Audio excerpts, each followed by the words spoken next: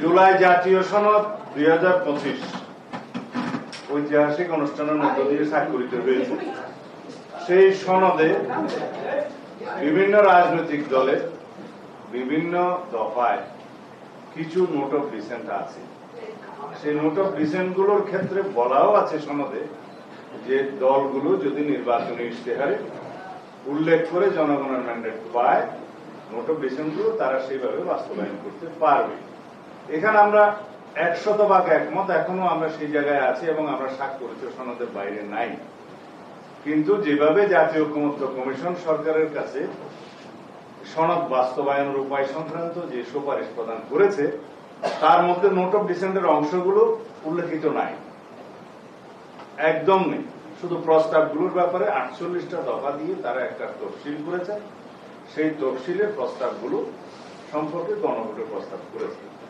গণভোটের বিষয়ে আমরা একটা জাতীয় ঐকমত্যের স্বার্থে একই দিনে জাতীয় সংসদ নির্বাচনের দিনে একই দিনে গণভোটের মাধ্যমে জনগণের সম্মতি নেওয়ার জন্য জুলাই জাতীয় সনদের উপরে আমরা রাজি হয়েছিলাম। সেই জায়গায় আমরা আছি।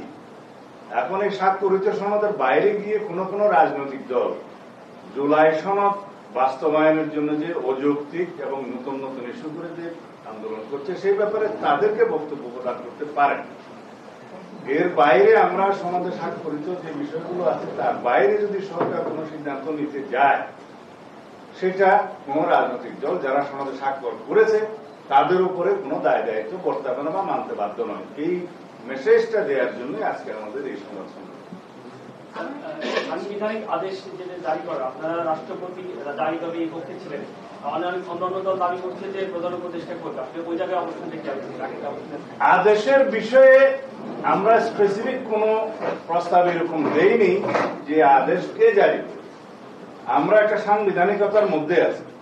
সাংবিধানিকভাবে এই সরকার শপথ নিয়েছে, সবকিছু আইনানুগ ভাবে চলছে। এখন কোন অধ্যাদেশ জারি করার ক্ষমতা এই সংবিধান অনুসারে রাষ্ট্রপতি। যদি কোনো আদেশ জারি করতে হয়, সেই আদেশের মর্যাদা যদি আইনি হয়, সেই আদেশ জারি করার মতো কোন সাংবিধানিক অবস্থা বাংলাদেশে নেই। কারণ প্রেসিডেন্ট অর্ডারটা জারি করার একটা বিধান এক সময় ছিল, যতদিন পর্যন্ত বাংলাদেশের সংবিধান গৃহীত হয়নি।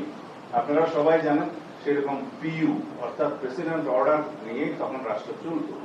সংবিধান গৃহীত হয়ে যাওয়ার পরে রাষ্ট্রপতির আদেশ জারির আর কোন বিধান রইল না, সেটা বিলুপ্ত হলো। এখন কি রকম আদেশ দিবে, সেই আদেশের মর্যাদা কি আইনি মর্যাদা হবে, সেটা এখনো সরকার নির্ধারণ করেনি। একমাত্র অধ্যাদেশ প্রণয়ন করা ছাড়া রাষ্ট্রপতির অন্য কোনোভাবে আইন প্রণয়ন করার ক্ষমতা এখন নেই।